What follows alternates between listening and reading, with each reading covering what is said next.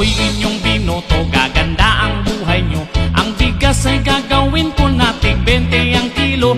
Ang lahat ng kalsada ipasisimento ko, kahit hindi nasira ay ipapaayos ko. Ang lahat ng chismosa bibigyan ng trabaho, mag-ipon lang ng chismis at sasahod na kayo. Ang lahat ng bungal may libre na pustiso, ang mga walang bisyo may libreng sigarilyo. Pati ang mga tambay ay pasasahurin ko, basta wag lang umabsent dyan sa tambayan ninyo. At itong mga gago at mga siraulo, gagawin ko na taga pamahala ng gulo. Pag ako ang nanalo, ayos na, wag na. Pag ako ang nanalo, ayos na, wag na. Pag ako ang nanalo, ang asenso sigurado. Pag ako ang nanalo, ayos na.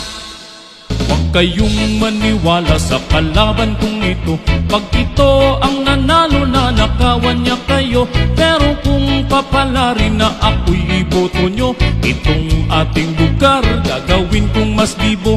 Lalagyan ko ng ilaw itong ating kalsada, iilawan ko pa rin kahit maliwanag na. Ang bigas mong tig 20, gagawin ko yan na 15 hanggang sa ang lahat ng bilihin maging libre. Ang mga senior citizen lahat